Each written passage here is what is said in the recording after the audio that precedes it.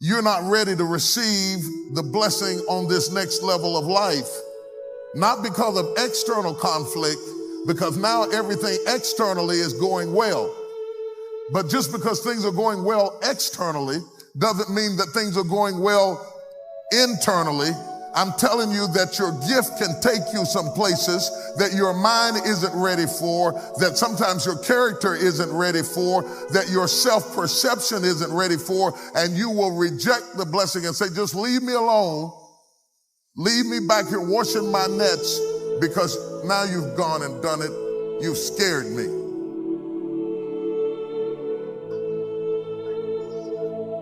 The Bible says, for he was astonished, and all that were with him, at the draught of fishes which were taken.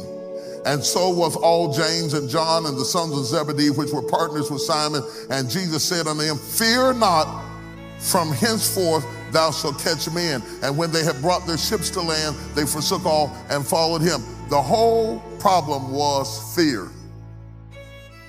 Fear of the next level. Fear of taking the lead. Fear of going forward. Now, I want to talk about some things with fear. I want to talk about two different dimensions of fear that I want you to understand before you take the lead. I want to talk about the fear of failure. The fear of failure. Because many people don't go as far as they should go because they have apprehension that they won't reach their goal.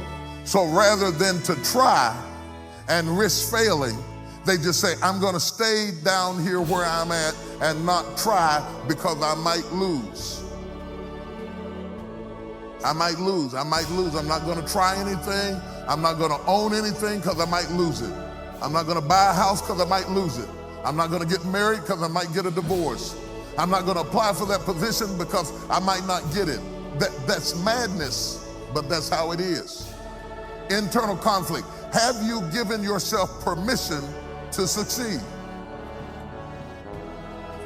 Or are you so intimidated by the fear of failure that you don't try? On the other side of it is the fear of success. Being afraid that you will reach your goal, but some disaster may result.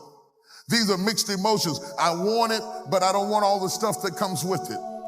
I don't want to deal with all the problems that come with it. I don't want to deal with all the disasters. I don't want to deal with the pressures that come with it. I can't handle it. I'm going to stay on this lower level. And when you do that and you reject God's opportunity, you are left with nothing but the hope of magic.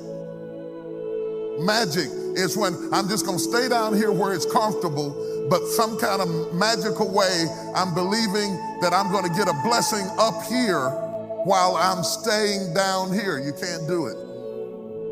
It's like believing God that you're going to get pregnant and not gain weight.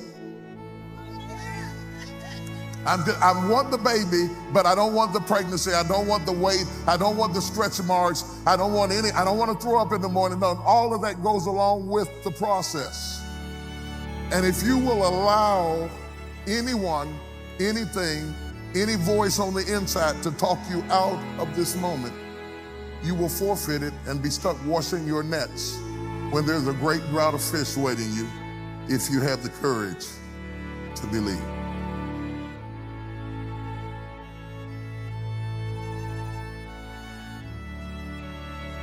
What really stops us from taking the lead and coming to the forefront, a lot of times it's not the lack of talent, it's not the lack of resources, sometimes it's not the lack of education. I've been amazed at the people I have met who were highly educated and failing.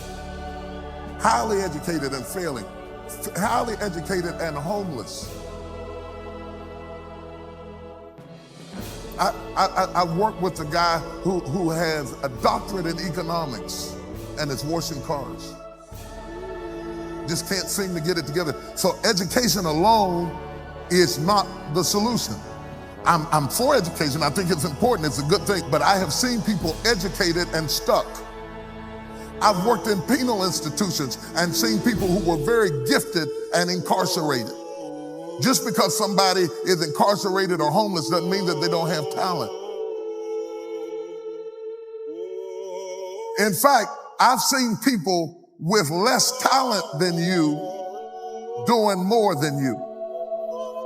And until you're willing to look that in the face and say, what am I doing to sabotage my own success of moving to the next level, you'll never get there. Until you walk, and this is what causes jealousy and envy.